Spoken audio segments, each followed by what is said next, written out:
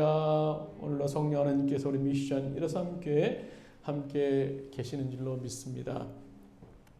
지난 우리 2000년의 교회사를 이렇게 보면 초기 교회사를 중심으로 보면요, 한마디로 고난의 역사였어요.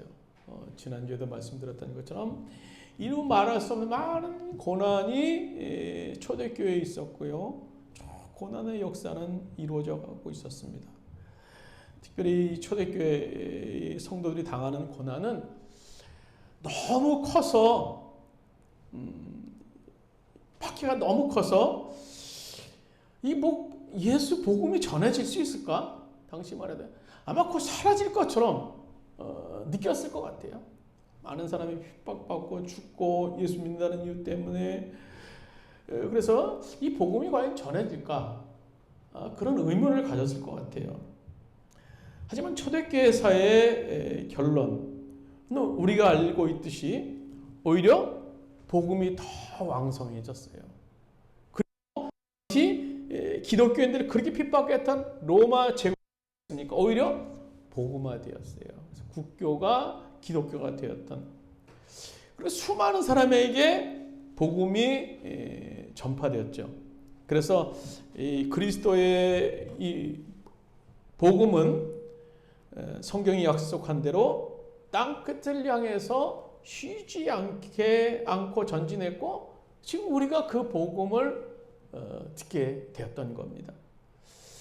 당시 초대교회 사람들이 아마 지금 이 세계의 편만한 이 복음을 본다면 뭐라고 얘기했을까요?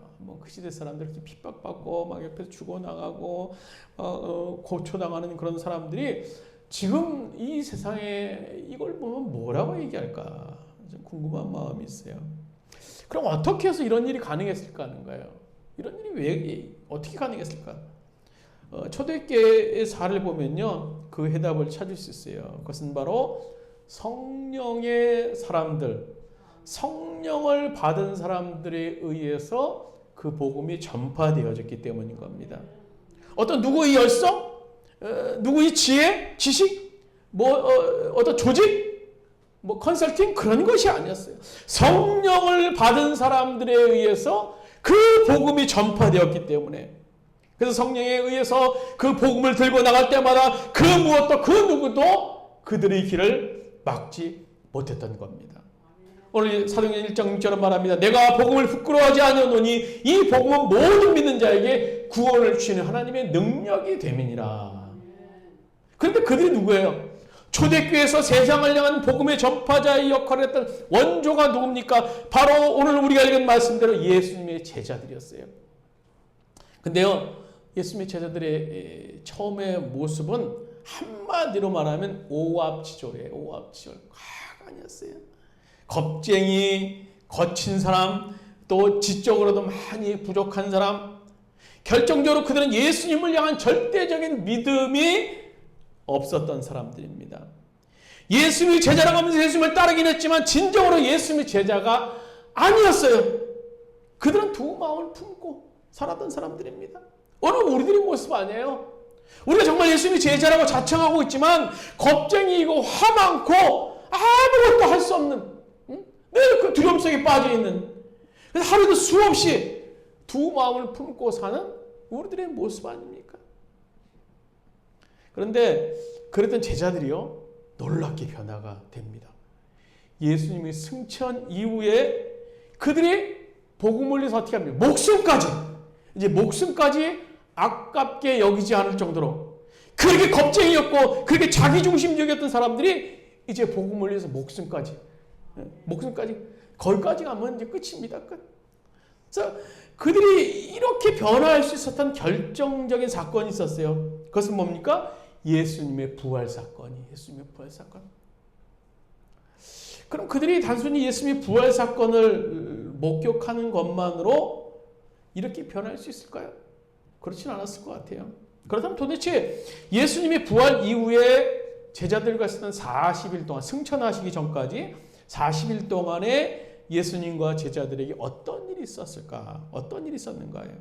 그것이 오늘 사도행전 1장에서 우리들에게 8절까지 말씀이 10절에서 이제 예수님이 승천하시는 모습, 짧은 구절이지만 거기에 다 기록되어 있어요. 그래서 오늘 시간에는요, 예수님의 부활 이후에 예수님과 제자들이 40일간의 행적을 우리가 쫓아서 그들 사이에 어떤 일이 있었는가 알아보고, 우리도 제자들과 같이 정말 변화의 단초, 변화의 계기를 찾는 그런 시간 되기를 바랍니다. 즉 세상을 두려워하지 않을 수 있는 방법이 도대체 뭔가? 제일 먼저 부활하신 예수님께 제자들에게 하신 일은 가르치셨어요. 뭘 가르치셨습니까? 오늘 3절에 보시면 하나님 나라의 일, 킹덤 오브 갓, 하나님의 나라에 대해서 가르쳤어요. 우리 3절 말씀 우리 한번 같이 읽도록 하겠습니다. 그가 고난받으신 후에 또한 그들에게 확실한 많은 증거로 친히 살아계심을 나타내사 40일 동안 그들에게 보이시며 하나님 나라의 이 일을 말씀하시니라. 예수님이 부활 후에 제일 먼저 하신 것이, 말씀하신 내용이 하나님 나라의 일, 하나님 나라의 일이었어요. 예수님 제자들이 어떤 정치 얘기를 하지 않으셨어요. 너 어떻게 먹고 살 거냐, 너 어떻게 복음을 접할 거냐, 그것보다도 하나님 나라의 일, 하나님 나라의 일, 어떻게 독립할 거냐, 그게 아니었어요. 하나님 나라에, 오직 하나님 나라의 일에, 하나님 나라에 대해서 말씀하셨습니다. 왜입니까? 제자들의 시선이 지금 여전히 다른 나라에 있었기 때문이에요. 하나님 나라의 일을 얘기해야 되는데 제자들은 여전히 다른 나라의 일을 합니다. 6절 말씀 보세요. 6절에 보면 이렇게 말하죠. 제자들은 예수님께 묻습니다. 주께서 이스라엘 나라를 회복하심이 이때니까. 제자들이 묻는 거예요. 예수님 하나님 나라의 일을 말씀하시는 제자들은 여전히 이스라엘 나라를 생각하고 있어요. 예수님의 관심은 영원한 나라였지만 제자들의 관심은 눈에 보이는 나라, 눈에 보이는 나라. 지금 내가 이 권력을 뒤집어 엎고 이 로마의 권력을 뒤집어 엎고 우리 유대가 해방되는 그 나라가 어디 있습니까? 묻고 있는 거예요.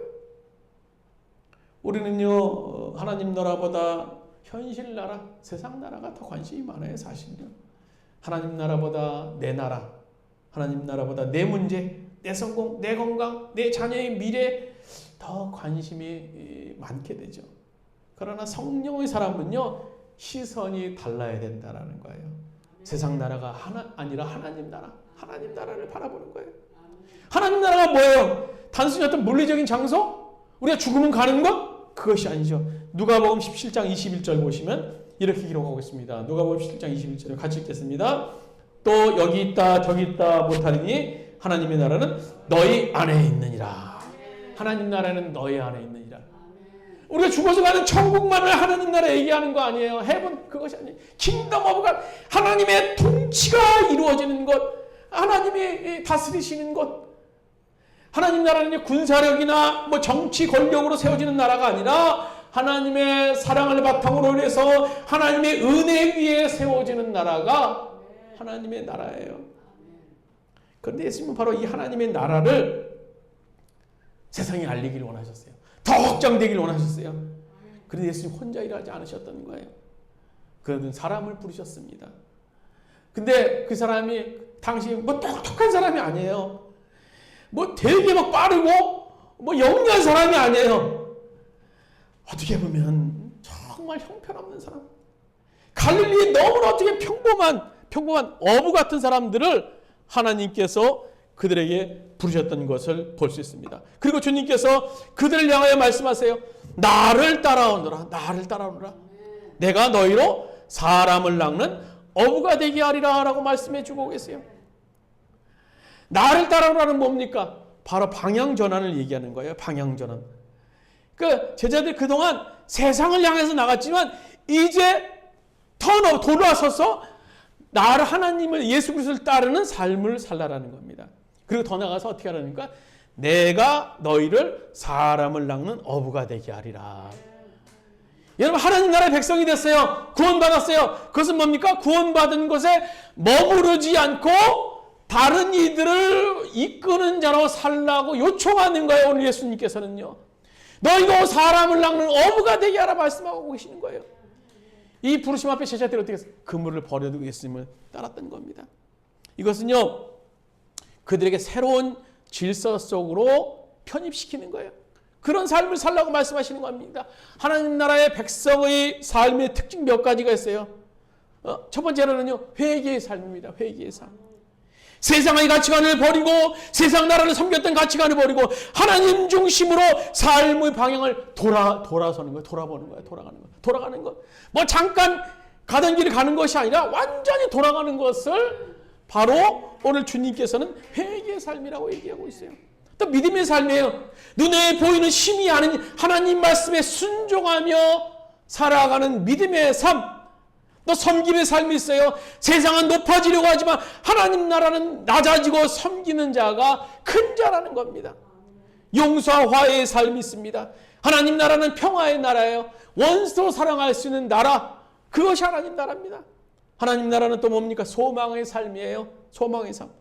지금은 작아 보이지만, 지금은 형편없어 보이지만 겨자씨처럼 자라서 큰 나무가 될 하나님 나라를 믿고 살아가는 것, 그것이 하나님 나라의 특징인 겁니다. 예수님은 하나님 나라가 너희 안에 있다고 말씀하셨어요. 하나님 나라는요, 미래에만 존재하는 것이 아니라 오늘 여기에 존재하는 것이 하나님 나라예요. 그래서 우리는 기도해야 돼요. 그 나라를 위해서 기도해요. 주님, 내 마음 안에 하나님 나라가 임하게 하여 주시옵소서. 우리 가정이 하나님 나라가 임하게 하여 주시고, 오늘 우리 교회가 하나님의 다스리심이 있게 하여 주시고, 오늘 이 마곡이 도시 가운데 주님의 나라가 임하게 하여 주시옵소서. 우리가 기도해야 돼요. 기도만 하면 끝납니까? 그리고 행동해야 되는 거예요. 세상 속에서 하나님의 가치를 드러내기 위해서 어두운 곳에서 빛이 되고 갈등 있는 곳에서 화해자가 되고 가난한 자를 도울 수 있는 그런 통로가 되어야 되는 겁니다. 하나로 묶고 가정 공동체를 하나로 묶고 그런 삶을 사는 것이 하나님 나라예요. 그래서 예수님은요, 부활 후에 40일을 계시면서 제자들에게 제일 먼저 하나님 나라에 대해서 가르치셨던 겁니다. 너희가 지금 세상 나라, 세상에 읽고 고민하고 뭘 먹을까 뭘 입을까 고민하지만 하나님의 통치를 경험하라는 겁니다. 하나님의 다스리심을 경험하라는 거예요. 또 주님이 두 번째로 제자들에게 뭘 하셨어요? 오늘 주님께서는 성령 세례를 기다리라고 말씀해 주고 계세요. 우리 4절 5절 말씀, 하나님 나라를 말씀하신 제자들에게 하신 내용이 4절 5절 말씀 같이 읽도록 하겠습니다. 사도와 함께 모이사 그들에게 분부하여 이르시되 예루살렘을 떠나지 말고 내게서 들은 바 아버지께서 약속하신 것을 기다리라. 요한은 물로 세례를 베풀었으나 너는 몇 날 못되어 성령 세례를 받으리라 하셨느니라. 하나님 나라의 핵심은 하나님의 통치입니다. 즉 하나님의 주도권입니다. 그러므로 하나님 나라를 전파하는 인간적인 주도권, 인간의 주도적인 사역이 아니라 성령의 주도적인 사역이어야 돼요. 즉 성령의 인도를 받아야 된다는 겁니다. 그런데 우리는 단순히 성령 받기를 원해요. 제자들도 아마 그랬을까요? 주님, 그럼 어떻게 하면 성령 받겠습니까? 어떻게 하면 성령 받겠습니까?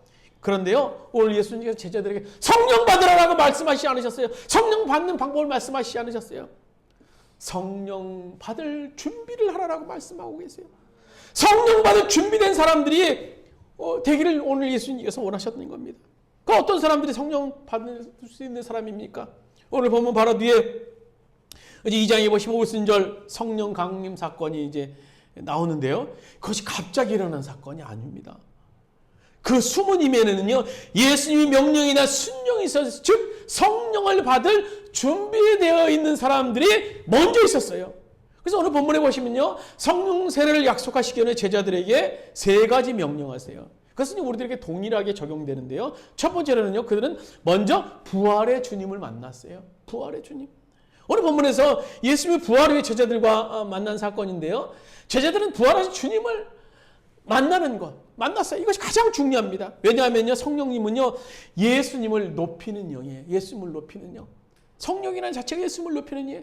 성령의 가장 중요한 사역은요, 예수님을 드러내는 사역이에요.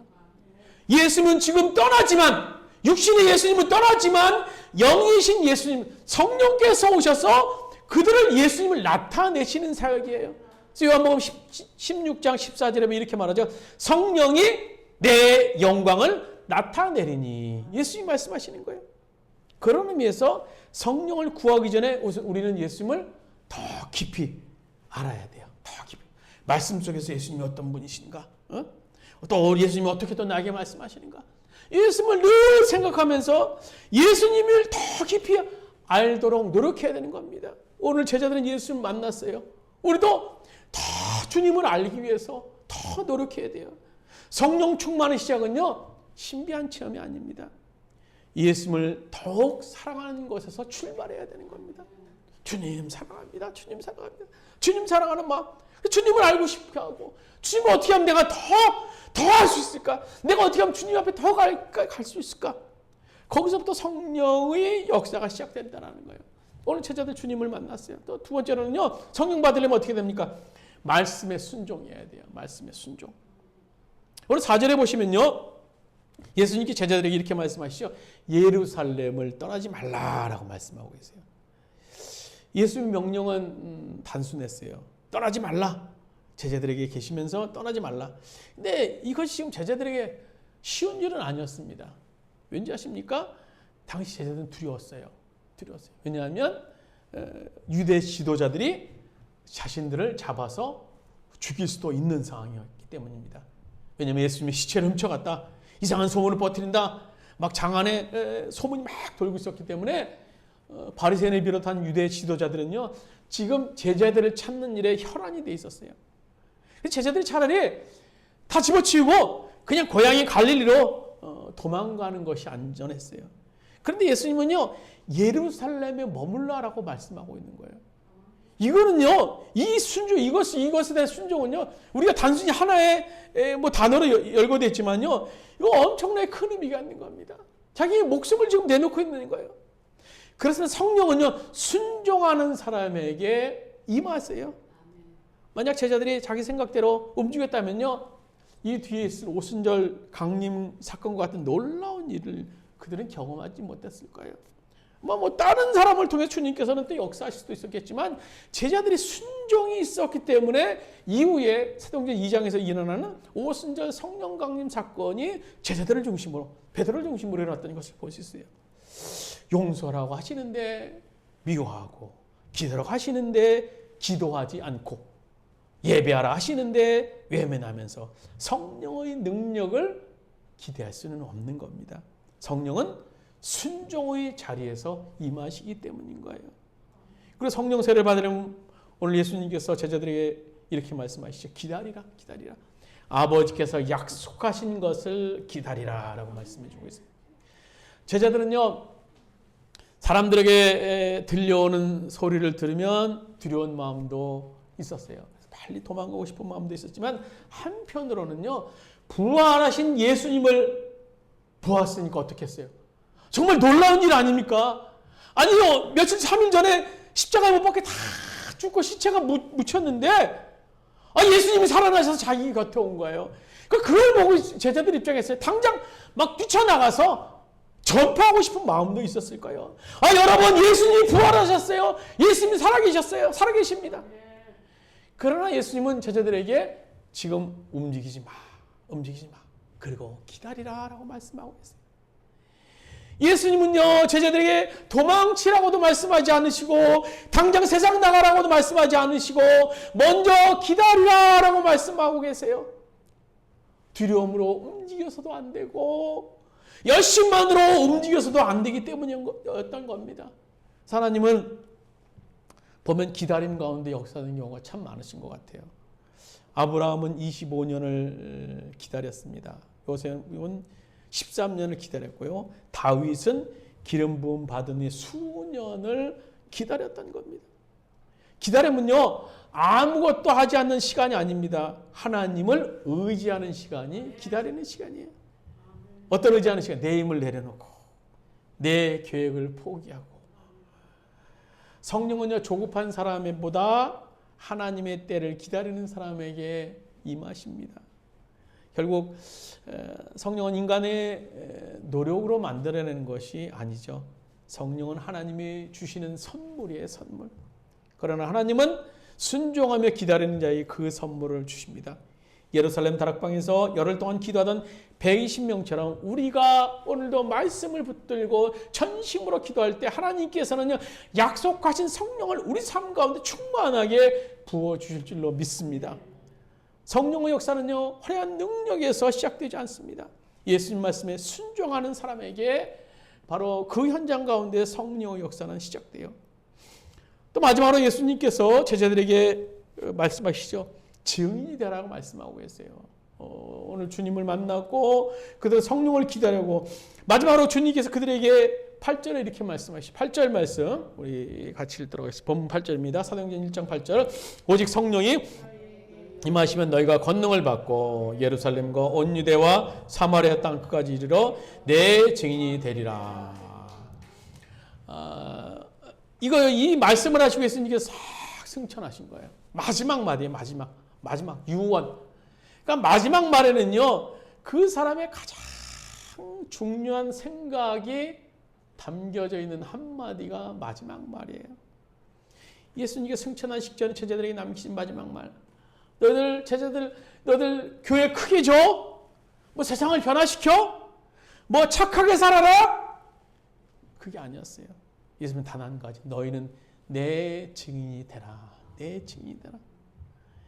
이것은 선택사항이 아니에요. 모든 그리스도인들의 정체성을 얘기하는 거예요. 목사만 증인이 아닙니다. 선교사만 증인이 아닙니다. 예수 믿는 모든 사람은요, 예수님의 증인으로서의 부름을 받은 사람들이에요. 근데 본문에 갑자기 예수님께서 증인을 지칭하신 그런 의도가 뭘까요? 왜 증인이 되라 말씀하실 거예요? 이 증인의 원어적 의미를 보면요, 마르투스라는 말인데요. 이 단어는 두 가지 의미로 사용됐습니다. 하나는 법정적 의미로 사실을 진술하는 사람을 얘기할 때 증인이라고 얘기해요. 또 역사적으로 보면요, 역사적 변화 속에 이 증인이라는 마르투스라는 말은요, 순교자라는 의미가 되었습니다. 그러니까 이 마르투스라는 단어는 영어의 순교자가 이 마르투스라는 말에서 파생된 말이 영어 머리어라는 순교자가 이 헬라 원어에서 유래되었습니다. 여기에는 얘기가 있어요. 초기 기독교 전도자들이 예수님의 부활을 이제 막 증언하다가 목숨을 잃는 일이 많아졌어요. 그래서 증인이라는 단어는 자연스럽게 목숨을 바쳐 진리를 증명하는 사람, 순교자라는 뜻으로 심화가 됐던 겁니다. 결국 제자들은요, 증인을 지칭하신 예수님의 그 의도는요, 순교자로서의 삶에 대한 요구를 하시는 거예요. 제자들, 그리고 우리들. 그런데 그것이 순교가 우리에게 육체적인 피를 흘리는 일만 의미할까요? 지금 우리에게는 뭐 그렇게 순교가 막 피 흘리고 지난 시간에 말씀드렸던 것처럼 뭐 이교도 국가 아랍권이라든지 그리고 이슬람권에서는 그런 일들이 지금 생길 수도 있겠지만 우리에게 순교라고 해서 피 흘리는 그런 일이 있는 것은 아닌 것 같아요. 우리에게 말하는 순교는 뭡니까? 매일 삶 속에서 주님 때문에 내 자존심을 죽이는 것, 주님 때문에 내 물질의 욕심을 죽이는 것, 주님 때문에 내 혈기와 자랑을 십자가에 못 박는 일상에서의 순교. 그것이 주님께서 우리에게 지금 요구하시는 순교예요. 주님 나는 죽었습니다. 주님 나는 죽었습니다. 내 자존심을 내려놓고 내 욕심을 내려놓고 내 물질에 대한 욕심을 내려놓고 내 혈기, 내 자랑 얼마나 하고 싶은 것이 많아요. 그러나 2000년에 나는 주님과 함께 십자가에 못 박혀 죽었습니다. 내가 사는 것은 이제 그리스도니 나의 죽음도 유익함이라 외쳤던 어느 사도 바울이 외친 것 같이 우리는 이미 죽었어요. 매일 삶 속에서 그 죽음을 확인하는 거예요. 얼마나 우리가 하루하루 삶을 동안 시작하면서 내 자존심이 살아서 막 꿈틀거리고 내 욕심이 막 살아서 꿈틀거리고 내 자랑이 막 살아서 꿈틀거릴 때가 얼마나 많아요. 오늘 그 현장 속에서 우리의 순교 증인으로서의 삶이 필요하다는 겁니다. 주님 나는 죽었습니다. 그런데 그런 삶 전제를 위해 예수님께서는 이렇게 말씀하고 계세요. 너에게 성령이 임하시면, 사실 우리 힘으로는요, 내 의지와 내 노력만으로는요, 내 자존심 하나 죽이지 못하더라고요. 죽이지 못해요. 그래서 주님은요, 오직 성령이 너희에게 임하시면 너희가 권능을 받고 라고 선포하십니다. 증인이 되리라. 이것은 뭡니까? 너희가 증인이다? 증인이 됐다라고 말씀하신 거죠. 증인이 되리라. 수동적인 성취 의미를 얘기하는 거예요. 내 힘을 빼고 철저히 성령이 다스림에 너희를 맡길 때 성령이 너희를, 즉 나를 영적인 다이나마이트니 권능으로 변화시켜서 기꺼이 너 자신들을 죽여서 주님을 위해 사는 증인으로서 마르트로서로 삶을 살도록 만들어 가신다라는 거예요. 오늘 바로 그런 의미에서 주님께서는 제자들에게 증인으로서의 삶을 살라라고 말씀해 주고 계세요. 말씀 맺도록 하겠습니다. 예수님께서 부활하신 후에 40일 동안 제자들과 함께 하신 시간은요, 단순한 작별의 시간만이 아니었어요. 그것은 제자들을 변화시키는 아주 중요한 40일의 그런 여정이었습니다. 십자가에서 도망쳤던 사람, 문 걸어 잠그고 숨어있던 사람, 예수님을 3번이나 부인했던 사람, 그런데 불과 몇 주 후에 그들은요, 예루살렘 한복판에서 담대하게 복음을 전하는 사람들이 되었습니다. 목숨을 걸고 복음을 전하는 사람, 예수님 40일 동안 그들에게 3가지를 심어주셨어요. 하나님 나라를 가르쳤습니다. 성령을 기다리게 하셨습니다. 증인으로 사명을 주셨어요. 그리고 이것이 바로 제자의 인생을 바꾸는 변화의 단초가 되었던 겁니다. 오늘 우리도 마찬가지예요. 우리 역시 믿음이 흔들릴 때가 참 많아요. 기도보다 걱정이 앞설 때가 참 많고요. 세상 속에서 주눅 들어서 낙심할 때가 참 많고요. 신앙생활을 오래 했지만 별로 달라진 것 없는 자처럼 느껴질 때가 참 많아요. 그러나 중요한 것은요, 하나님은 지금도 우리를 포기하지 않으신다라는 겁니다. 부활하신 예수님께 제자들을 다시 찾아오셨던 것처럼 우리에게도 오늘 이 시대의 제자로서 사도로 부름받은 우리들에게도 주님 동일하게 말씀하세요. 하나님 나라를 이루라, 성령을 의지하라, 내 증인으로 삶을 살아라고 말씀해 주고 계세요. 하나님께서는 2000년 전에 제자들을 변화시켰던 것처럼 오늘 우리도 변화시켜서 우리를 통해서 또 다른 사람을 변화시키기를 원하세요. 증인으로서의 삶을 살기를 원하세요. 제자들은 40일의 여정으로 끝났지만 주님께서 우리를 변화시키는 역사는 아직도 끝나지 않았습니다. 오늘도 부활하신 예수님께서는 우리를 하나님 나라의 사람으로서, 성령의 사람으로서, 그리고 예수의 증인으로서 세워가는 그런 놀라운 능력의 역사, 권능의 역사를 우리들에게 행하게 하실 줄로 믿습니다. 우리 기도드리시겠습니다.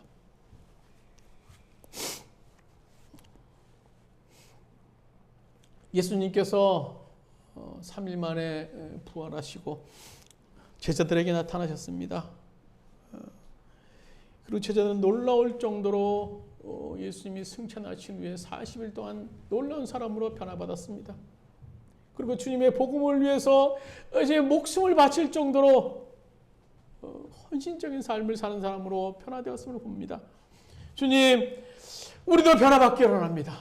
우리 미션이라 삼기 성도들, 또 이 소리를 듣는 우리 변화받기를 원합니다. 주님, 우리도 주님 만나기를 원합니다. 주님을 알아가기를 원합니다. 성령이 우리에게 임하기를 원합니다. 주님, 우리도 증인으로서의 삶을 살기를 원합니다.